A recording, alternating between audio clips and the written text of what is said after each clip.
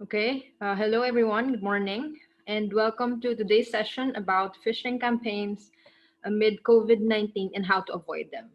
This webinar will highlight the common phishing email identifiers in order to help you figure out if an email is legitimate or not.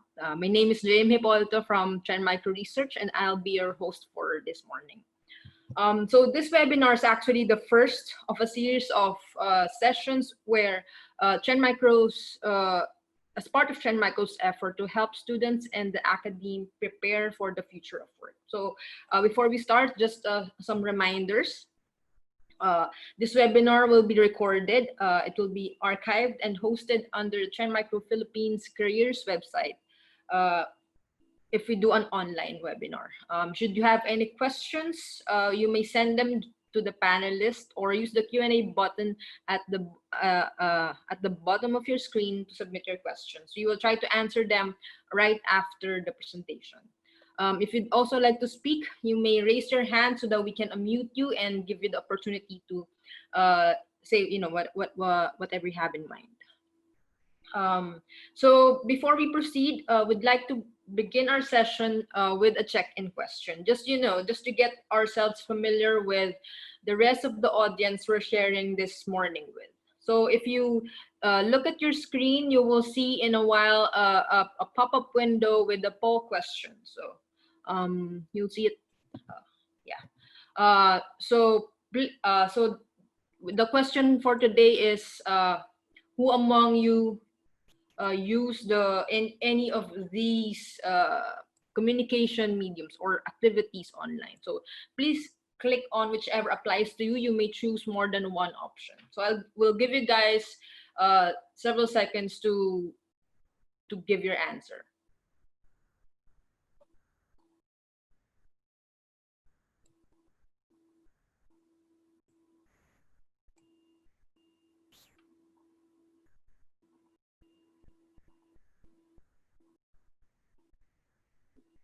So maybe we have some online gamers this morning, some movie streamers, some Netflix fans and stuff. And just give it a couple of seconds more.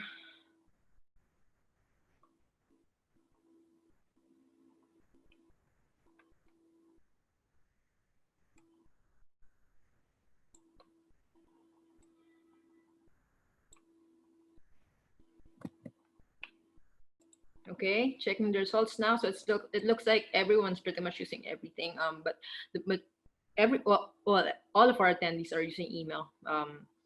So thank you for sharing your feedback here. So in case you're wondering, the reason why we asked this is because these specific online activities are the ones that cybercriminals now are trying to are banking on as they launch scams or different attacks online.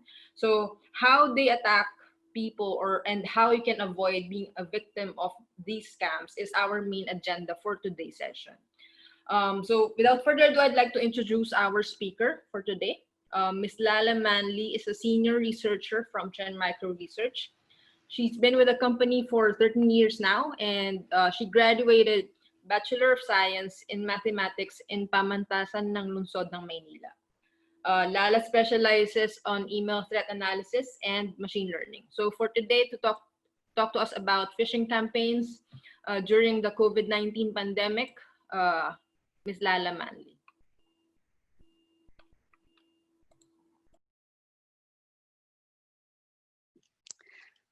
So hi again, good morning everyone.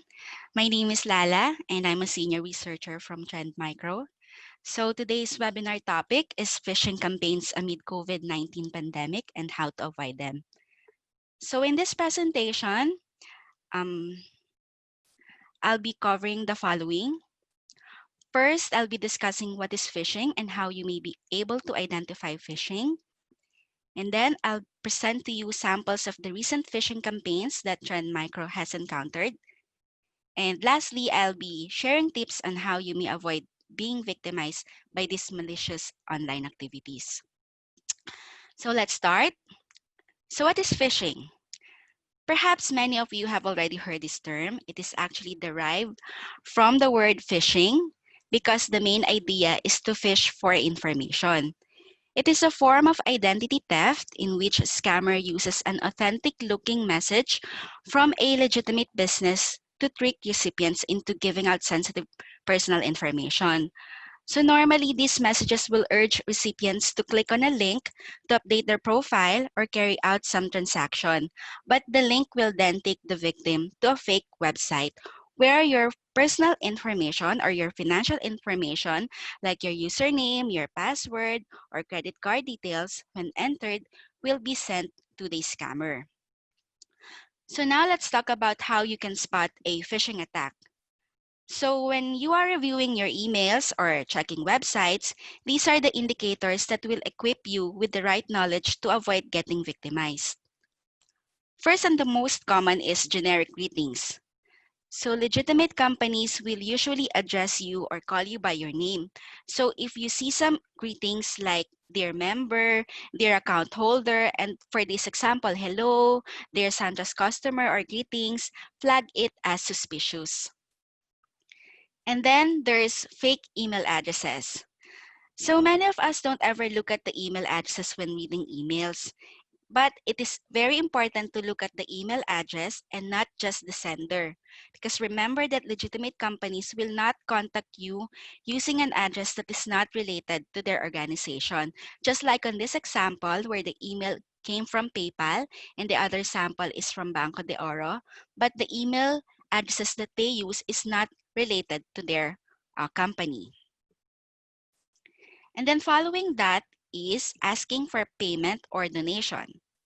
Request for personal information, like your credit card or your bank account number, or even your login credentials.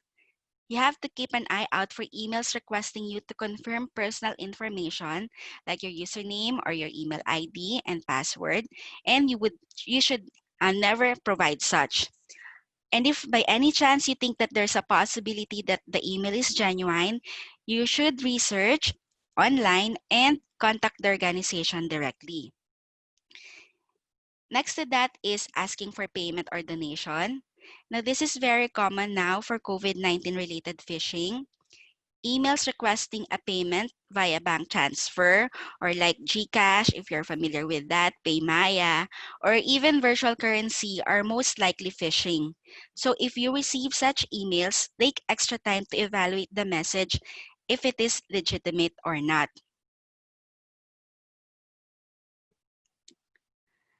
Then messages that prompts to download documents or files. These files may contain malware that captures keystrokes or mouse movements, so never download documents from any location unless you are certain that the source is legitimate. And last but not the least, spelling and grammatical errors, or the email is poorly written. So you can often tell if an email is a scam if it contains poor spelling and grammar. Many of these scammers aren't really very good at writing, so you have to look at the context of the error and determine whether it's a clue to something. And you should ask yourself questions like, is this a common typo, or can this be an email from a template? And as always, if you're in doubt, look for examples on the web or do your research. So that's an example of some emails with grammatical errors or spelling errors. Okay, so let's recap.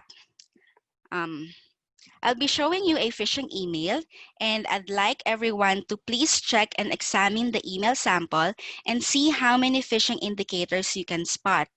After that, we'll be posting a poll and you can select as many answers as possible. So this is the email sample. Please check and examine carefully. Try to check each of the email components.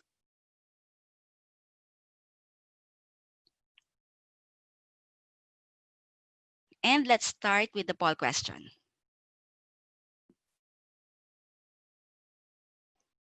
Okay, so for this poll question, please indicate how many or click how many indicators you can identify on the email.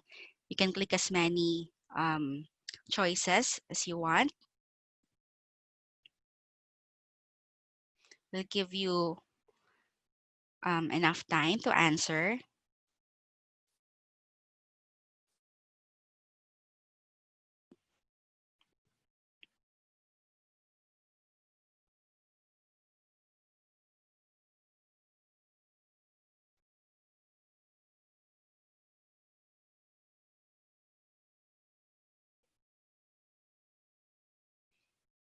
Okay, so probably some of you have chosen 2 or 3 or even more.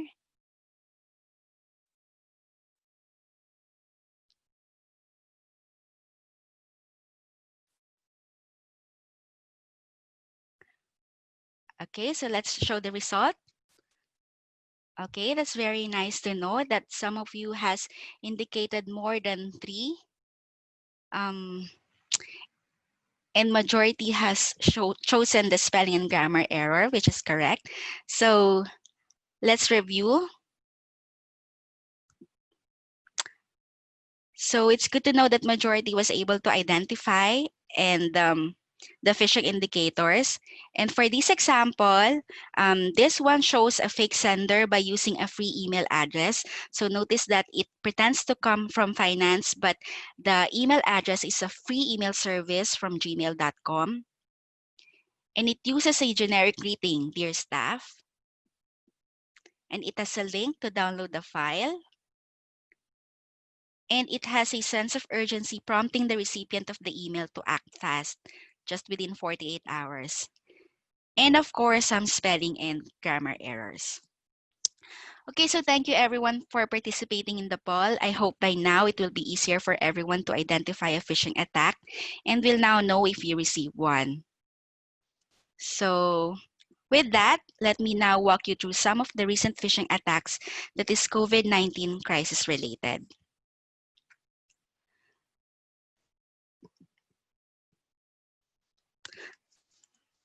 So here, these are some of the COVID-19 themed email message and websites that Trend Micro researchers have acquired. So the image on the left is a phishing email. And many of these phishing emails pretend to be from official organizations and contain updates and recommendations connected to the disease. And like most phishing attacks, the message includes links that will redirect you to a spoof website, just like these 2 images on the right, and that will attempt to steal personal sensitive information. Next, this phishing email sample used the email subject coronavirus latest updates and claimed to come from the Ministry of Health. This one contained recommendations on how to prevent infection and came with an attachment that this supposedly contains the latest updates on COVID-19, but actually this attachment carries malware. So from my previous slides, I've mentioned to be wary of clicking or downloading attachments from emails like this. And then we also encountered this phishing message or this phishing site taking advantage of goodwill. This first image here is requesting for donation as emergency funds for COVID-19 relief efforts. And the image on the right claims that the recipient must contact the sender to claim a $1 million donation from a certain foundation. So who wouldn't want $1 million, right? But if something is too good to be true, then it probably is not. So for this one, phishers pretending to be legitimate organization in an effort to collect valuable personal information has created this fake COVID-19 safety portal from the World Health Organization. So it collects your phone number if you log in. And the image on the right is another example of a malicious site that phish personal data, which is a fake US Centers for Disease Control and Prevention site. Now this one will collect your email and password. Now, as many companies adopt work from home policies, cybercriminals are also seeking to exploit coronavirus to target companies and employees. And communication technologies such as Zoom, I think you're familiar with that. Maybe some of you are using that. This one is being used by crooks as a vector for attack. So here is a Zoom phishing page that gives attackers access to your login credentials. So when you actually log in, you're not uh, logging into the Zoom website, but you're giving the phishers your email address or your username to Zoom and your password. And another one is a Microsoft Teams phishing page with the same malicious intent. Now for this one, another work from home tool used by many is WebEx Meeting.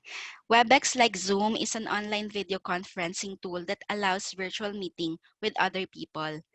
And this one is a fake Cisco WebEx page. So notice how the website URL is creatively crafted to resemble to that of the original. So here they just inserted a one character, letter E, on the website URL. So they inserted this additional character, which is not really easily noticeable. Now, bank institutions have also observed an increase of bank-related cybercrime cases amid COVID-19. So be careful when you're doing your online banking. And here is a sample we have encountered targeting BDO online users. So for this campaign, this one invoked fear and urgency by noting that the recipient's account will be deactivated unless they act quickly. So this one on the subject line urges user to act fast, and using the subject line as a technique is said to be effective and gets the most click. So it also uses generic greetings, and when you click on this link, it will redirect to the phishing site. So when you click that link, here is what you will see. This is an exact template of the original BDO website, so you really have to be careful because you may not notice that you're already on the phishing page and not on the actual BDO website. And here are some other online banking phishing emails or phishing sites that Trend Micro researchers have encountered. The first one is a phishing site related to Union Bank. So the blue link is the official Union Bank website, whereas the red link is the fake or the phishing URL or the phishing site. This one is for Metro Bank. So the image is really looks original. And the last one is from BPI. So bpi.com.ph is the legitimate BPI website, but the image is copied from the original one, but this one is a fake fish or a phishing BPI site. Now, malicious actors are also aware that many users across the globe are quarantined, just like us, and spending more time looking for entertainment online. So I think majority of you are using Netflix, right? As you have answered from our check-in question. So we have spotted this phishing site that steals Netflix account credentials. So you have to be careful when going to Netflix website or when clicking sites that points to Netflix. And they even use CAPTCHA method here as a phishing technique to trick user that this is legitimate. And here is the last example I have. So during this coronavirus lockdown, it is but natural for youngsters to turn into mobile games to alleviate boredom. And because of that, scammers are targeting online game players and are also creating these phishing online gaming sites. So if you are into gaming, this site is probably familiar to you, Steam. So if you compare the two images, except for this image on the center, the phishing website on the right is almost an exact duplicate of the original website on the left. So if you will not be noticing the URL where you're at, then you might be tricked into logging in to this phishing site. So overall, it may be said that with our current situation, cybercriminals are taking full advantage of the increase in COVID-19 communications and is launching phishing attacks that mention COVID. So for an additional background, information, here is a graph showing how phishing attacks have increased during this time. So the graph on the left shows the daily count of phishing attacks seen by Trend Micro that is related specific to coronavirus alone. And while the graph on the right shows you the same data on a monthly view. So from January to April, the numbers increased tremendously. So now let's discuss how you can avoid getting victimized by these malicious acts. So first is to beware of requests for personal or financial information. Again, scammers will often ask you to input login information or share bank details and addresses with them. But again, remember that legitimate companies and government agencies will never ask you for that information. Then check links and email addresses. So fake links often imitate established websites by adding extra words or letters, just like in my WebEx example. So on this one, it says online.pto. What you can do is to hover over the link or long press the text to check the URL where it leads, but be careful not to click it because this one will redirect to the phishing page. And then do not open messages or attachments from unknown sources. So again, be wary of emails and messages, especially those concerning COVID-19. You have to take time to review the authenticity of the message and do not click on any of the links or attachments included, no matter how tempting it is.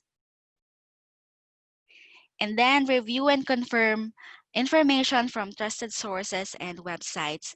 So sometimes or most of the time scammers will pose as a well-known, trusted, and authoritative sources. But what you can do is to directly visit sources like who.int, nih.gov, or cdc.gov. These are the legitimate sites you can check to get the latest factual information about COVID-19. And also, do not share unverified information about the situation so as not to spread fake news that could incite more panic among the people. This is very common in Facebook share. So be careful in sharing any information if you have not checked its legitimacy. And then lastly, avoid emails that insist you act now. Phishing emails will often try to create a sense of urgency or demand immediate action because the goal is to get you to click on the link included and provide personal information. So what you can do instead is to just delete the message. So that's the end of my presentation. I hope you learned a thing or two. And to conclude, may I remind you all once again to always be mindful of the websites you regularly use and to keep credentials to online accounts as private as possible. So the floor is now open for question and answer. Thank you for that, Lala, for that very informative presentation. So as she said, this is now the time for you guys. If you have any questions in relation to what was presented, you may use the Q&A button at the on your screen to type in your questions.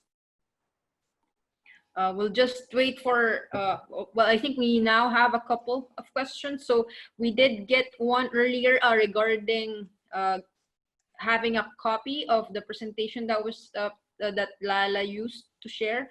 So for just to inform everyone, I guess we will be sharing some reference materials after this presentation that you may use hopefully to share what you've learned and help people not be victimized, because there are really a lot of instances where we see cyber criminals trying to take advantage of this, especially with people really focusing on online transactions for their purchases and stuff, and trying to take advantage and steal information from people. So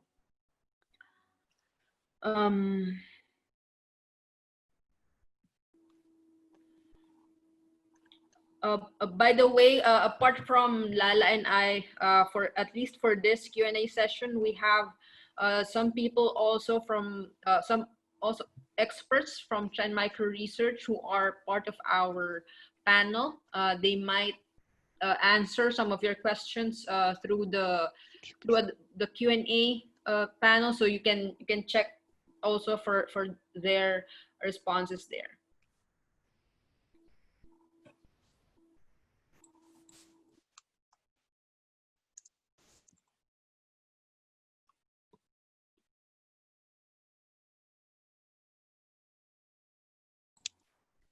Okay. So we'll run through some of the questions that we have now. So I guess the first one is there a way to report these incidents if encounter any?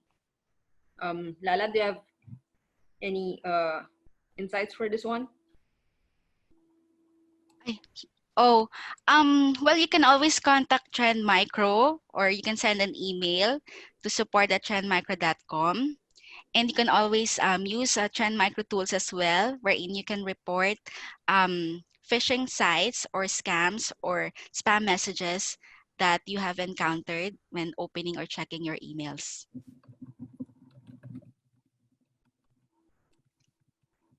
Okay.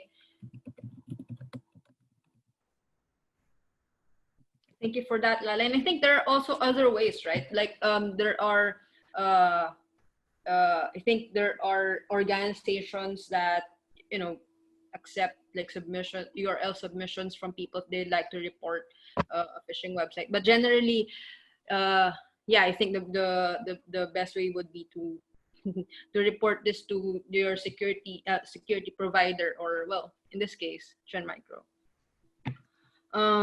Okay, so another question here from Gian.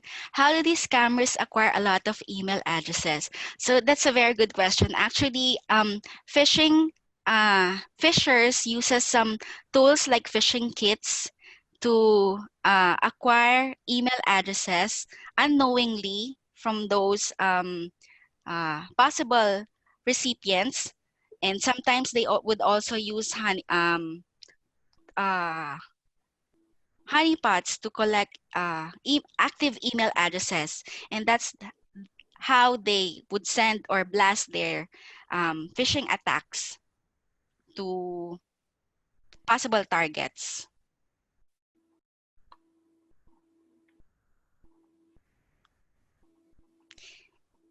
So I hope I was able to answer that one.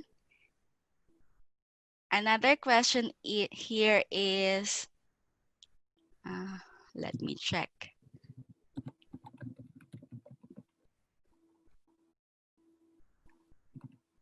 So I think majority of you are requesting for a copy of the presentation. How can they get a copy of this, JM? Yeah, so we'll be sharing, as I mentioned earlier, we'll be sharing some reference materials in relation to these talk. So for everyone sending that question to our both the Q&A and the panel chat, you may expect updates after this. Also, so as I mentioned also earlier, this session is being recorded and will be uploaded on the Trend Micro Careers website. So you may be able to access it later on if you want to share it with your colleagues, or even rewatch it to get more information on what was shared. I think, Lala, we can proceed to the next question. So there's a question here about downloading files, for instance. So Gmail detects malicious files, right? So does it mean that not all files will be scanned by Gmail?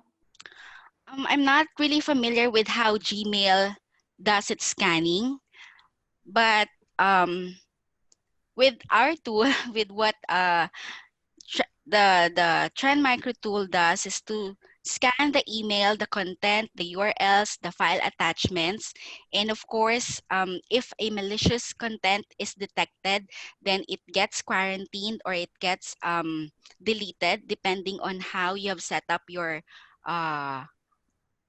product or tool. But for Gmail, I'm not really familiar with how it does scanning. So another question here is, what if my personal email account, bank account, or other accounts were compromised? What you can do is to contact your email service or bank account directly and let them know so that they can do the deactivating your account so it cannot be accessed by other, and then they can provide you another ways to access your account. Okay. So why are these emails gets through email security gateway? They should be blocked. Yes, indeed, but it depends. Sometimes, if the, for example, the IP sender of the, or the IP of that um, email that you receive is not yet blocked, then it will still be received by the recipient. So it's very important to have your gateway tools updated as always, so it gets the latest patterns and it gets to detect and block emails on the gateway level. Yeah. And I think also to clarify, Lala, all of the examples that you shared earlier in your presentation, they're all already blocked by our Yes. right? Yeah.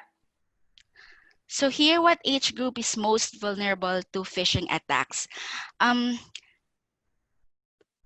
I think anyone who uses any medium, like if you're using your email or any mobile apps or any gaming sites, you're vulnerable to these attacks. But right now, as observed during this COVID-19 pandemic outbreak, I think the most targeted are youngsters because they are the ones spending most of the time online doing their probably gaming or checking emails, social media. So I think they're the ones most being targeted. Yeah. I think also that in terms of profile, it is more related to the services that people use, right? So for example, they're not really specific. They might not be specifically targeting, for example, young people versus old people. It's really about who is using what. For example, they're targeting a certain bank, so they're targeting the entire customer base of that specific bank, right, Lala? Mm-hmm. Okay, very good question though. Thank you. They have another question here for you, Lala. If we were to become a victim, what's our first step? First step, for example, if you have downloaded the malicious file, you have to disconnect the internet to make sure that if any of your files get stolen, then it gets to stop right there and then. But for example, if you're just if you have visited a phishing site and you've already provided your login credentials or any sensitive information, then contact immediately the company that is related to that organization. For example, if you're into your bank account or your bank records, then contact your bank. So that's the very first step. And disconnect in the internet to prevent further malicious activities that will be done on your machine. For cases like this, Lala, which do you think they should do first? Like, should they, if ever, for example, I was victimized by phishing and I entered my bank credentials, for example, should I change my password first and then contact my bank, or should I just contact the bank right away? I think if they have already stolen your credentials, you will not be able to log in anymore and change your password. So you have to contact your bank first. Okay, thank you for clarifying that. Are there free tools from Trend Micro that we can use to check if the email website contain phishing attacks? There's this website, globalsitesafety.trendmicro.com. You can always visit and check any website on that free tool from Trend Micro to check if that if the URL you're visiting is malicious or not. And there's also this phishing insight webpage wherein you can simulate a phishing attack in real time. Yeah. So just to clarify this, on this website, people can enter the URL that they for example saw in an email, right? And Yes. then they can get information whether it's a phishing site or not. Yes, it will be a very good practice before you go into a website to check on that first. So go to globalsitesafety.trendmicro first, enter the URL that you want to visit, and check if it's a legitimate site, or if it's a normal or phishing site, or if it's a malicious or not. And then you can, whatever the answer is, then you can decide if you want to still visit the URL or not. Okay. So our next question is it required to use two-factor authentication when creating a new email account? It's a best practice. It's up to you. It's, well, if for me, I will require it, but it's up to you. It will be a good practice, yes. Okay. Just so Yeah, you I can think protect it's yourself more. different. Yeah, different email services have different requirements, I think, but it's Yes. always good to have it set up, right? Yes. Okay. Yes. For the next So one, isn't that Facebook ads or even ads found on websites harvest personal information like surfing habits for the purpose of enticing, presenting clickable ads? Yes, they do, but you have an option to turn that on or off, I think. So it's best to turn it off, I would suggest, so you don't provide, or as a practice, just be careful when you're sharing any personal information online, even when you're posting on Facebook, any comments or any shares that you do may be accessed by some scammers or hackers. So it will be very good practice to be careful when posting any personal data. And also to clarify, this collecting of information, Lala, does not technically count as phishing, right? Because this is something that you've pretty much agreed to when you use the platform. So it's something that it's part of the service that you really need to turn off as part of the Facebook settings, right? Because we just don't want people to think that, since these ads collect information, that means it counts as phishing. So it doesn't count as phishing, right? Yes. Okay. Okay, so what is the best way to respond if you become a victim of phishing? I think we have answered this already. Yeah, So, I think so, yeah. Is torrenting safe? Well, personally, because torrents are a tool that is being exploited by many scammers, for me, it's not.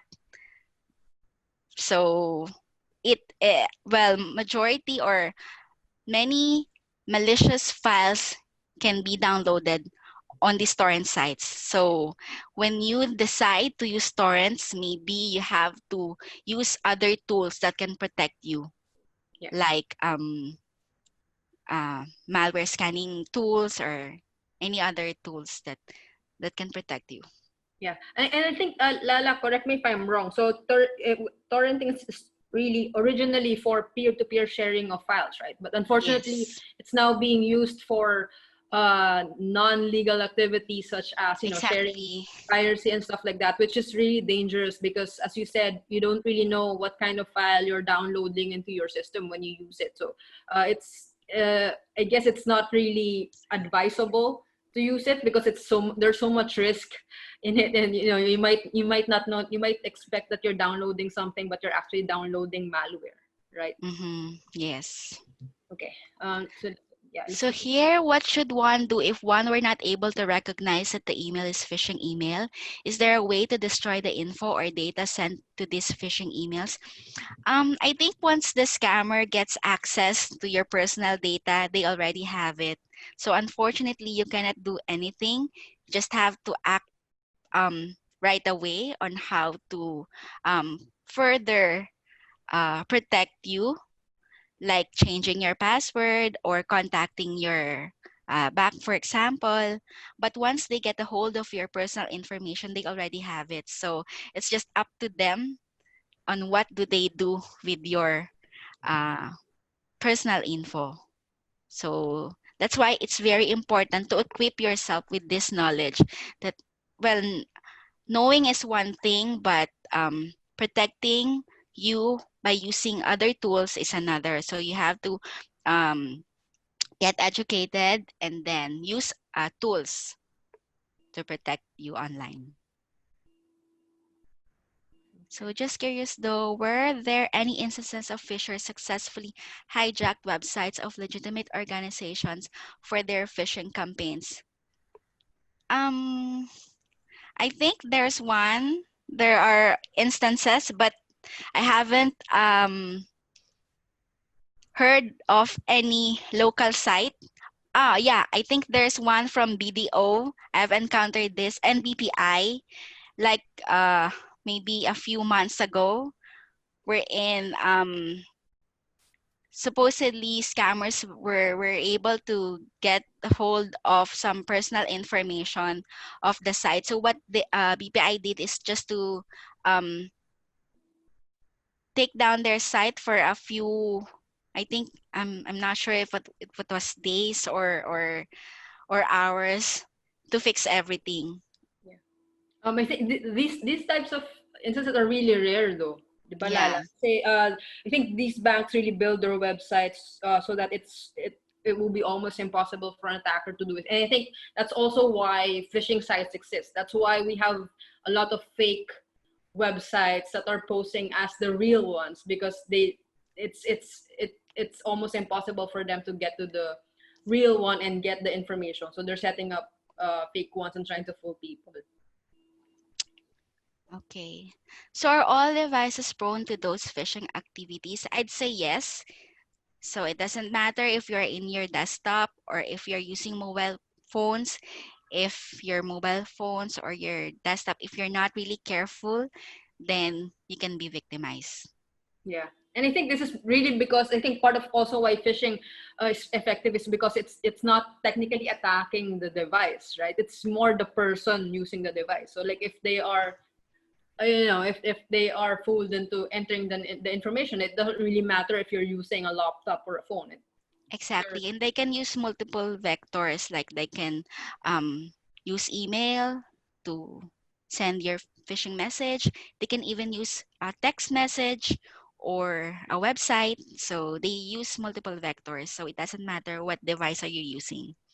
In your experience, Balala, has there been an increase on phishing websites that are more designed for like mobile users? I know you've worked on a lot of phishing campaigns in your experience with trends. So have you seen this change in your research? Um, I not recently though. It's still the vector that is mostly still used is email, but not on the mobile phone.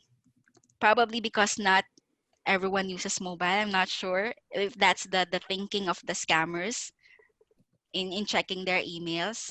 Mm-hmm. But as we check, still the top um, uh, vector used is desktop users. Okay, that's interesting to know. I guess there are still more desktop users compared to mobile nowadays. Yes. Um, Since there are numerous number of malicious sites nowadays, as you said earlier, do any companies turn it down? uh, Um, I'm assuming this means, are they shutting the websites down? uh, they don't exactly take it down, but what they do is, but with the what phishing or anti-phishing tools do is to block the site. So if your website is infected by phishers, then the anti-phishing tools will block it and you will not be able to access it. But if I am the owner of the site and my site is compromised without me knowing, of course I won't turn it down. And I would even complain if someone turn it down, because of course I want my website to be up and running for everyone to access to. But if it's compromised and is doing some malicious activities, then it's okay for it to be blocked until I fixed everything before other people gets access to it. So yeah. Are there any laws regarding phishing today? If we report such campaigns, what happens to the scammers? I'm not so sure about this. I'm not familiar with any phishing laws, at least here in the Philippines. But I know that there is an anti-scamming law act. Probably there is also here in the Philippines. I'm just not so familiar Yeah. on how they implement it. Yeah, and I think this is also very tricky, no, Lala, because sometimes the attacker, so even if you get victimized, technically here in the Philippines, the attacker might not be from the Philippines at all, right? That's Mhm. possible that the attacker is from a different country, just launching it from just specifically targeting Filipino users. Mm.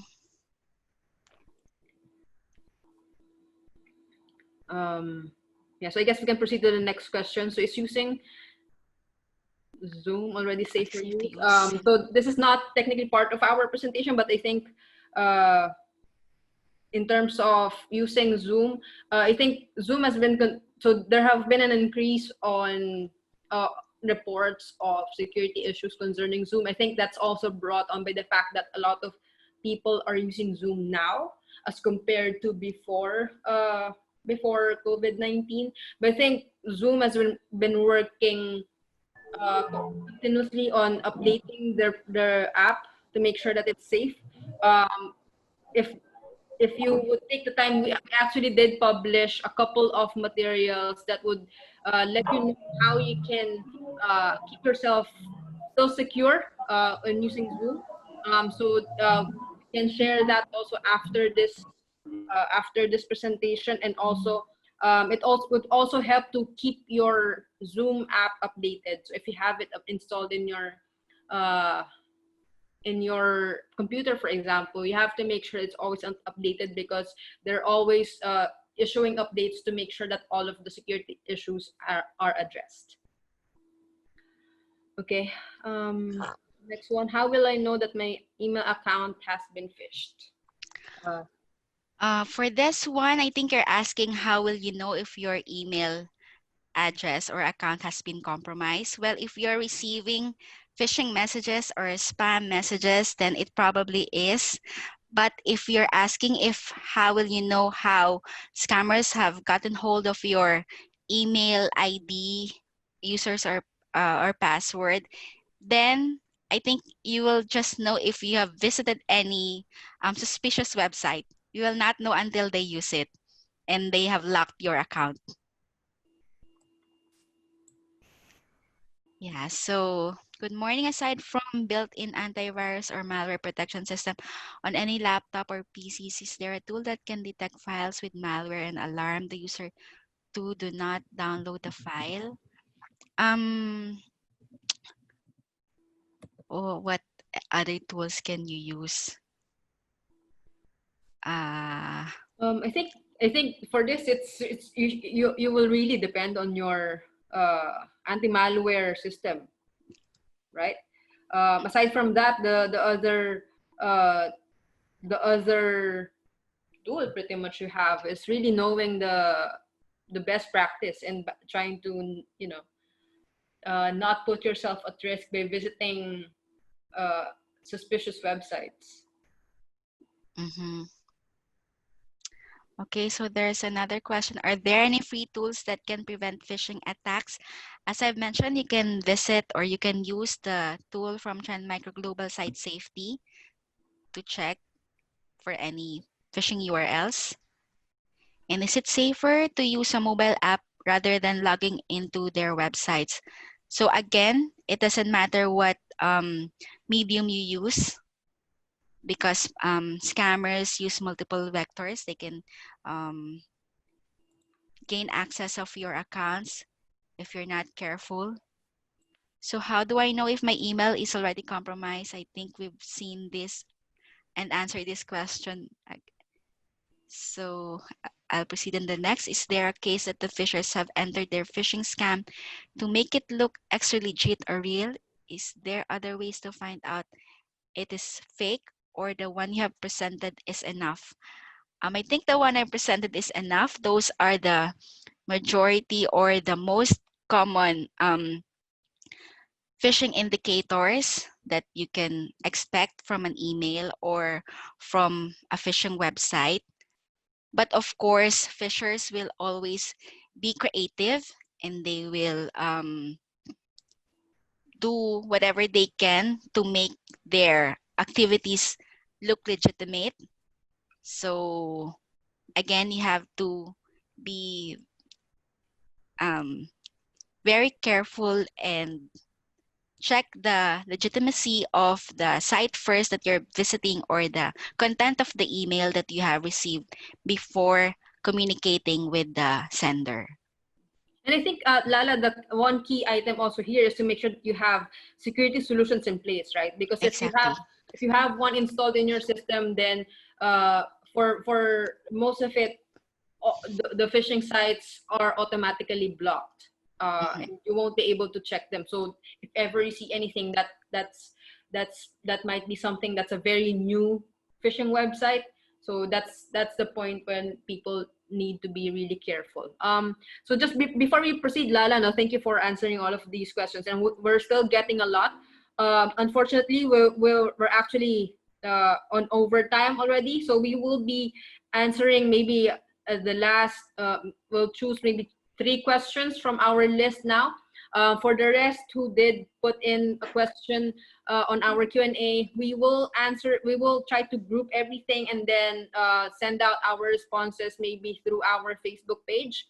Unfortunately, we won't be able to answer them live because, yeah, as I said, we're on overtime. So Lala, maybe we can just choose the last 3 questions for the session before we close the Q&A. Okay, so if ever that your personal information is phished, is the company where the phishing site based have any responsibility? I think the responsibility lies to the user. Of course, there may be some. I'm not sure about what company will be compromised, or it actually depends. Maybe some other companies will be held liable if, for example, they're not practicing security measures on the websites that they have. But of course, as a user, you have to be liable or be responsible when doing your online activities. Although for this, Lala, we can say that, for example, a bank is being the target of a phishing attack. For example, let's say BDO, for example. So in a phishing attack that's targeting BDO customers, BDO is also pretty much a victim here, right? It's not like Yes. BDO is doing anything that's putting their customers at risk. It's really that the cyber criminals are using actually the reputation of BDO to trick their customers. So it's not like we can bash BDO and say, hey, why are you being attacked? So it's really, they're also the victims in this situation. Just to clarify that, I guess, to avoid confusion for the people. So okay, so another question, is it possible that a malware can get into your device immediately just after opening a link, or does it only happen after downloading a file? There are malwares that act and do its malicious activities without even downloading any file. So if you're online and you did some clicks, then you can get infected as fast as a few seconds. So you have to be really careful. But there are also malwares that takes time for them to do their malicious activity, like ransomware, but that's another story. So I'll not dwell into that. okay. And then When to our last question, I guess, Lala. okay. Yeah. So this one, is it a good practice to use one email for all online accounts? For me, I'd say you can use one email, but do not use one password. So for each of the accounts that you use, or for each of the websites that you subscribe to, I'd say use a very strong password and use different passwords for each. So at least if one gets compromised, then the others will not get affected. Yeah. And it also goes without saying, Lala, that they should have a very strong password for that email, Yes, right? yes, exactly. Okay. So use a combination of letters, numbers, and special characters. Yeah. And they should also regularly change their passwords. Exactly. Okay. Thank you, Okay. Lala, for answering a lot. Well, we actually still have a lot of questions. Thank you guys also for being so engaged. These are all very good questions, and it's very nice to know that you're all interested in learning more about this topic. So since we're already almost 30 minutes on overtime, we'll just collect all of these questions and come up with some reference materials for you to use later on. Before we end our session today, we'd like to hear some of your feedback on today's webinar. This would help us improve our future webinars for Trend Micro Careers Philippines. So in your screen, you might see another poll question. So we have 3 questions, I think, for this run. So about your satisfaction on today's webinar, and also uh, some questions on the schedule for our future ones, and also the topics that you might want us to cover. So we'll give you guys some time to answer the poll questions. Okay, so we are now on our second question for our survey, which is related to the schedule of our future webinars. Please choose which time you think would be best for you to attend a future session. Okay, so we're on to our last question for our survey. So please choose which topic you want us to cover in our future webinars. You may also send in your feedback via chat if the topic that you are interested in learning about is not among the choices that are offered. All right.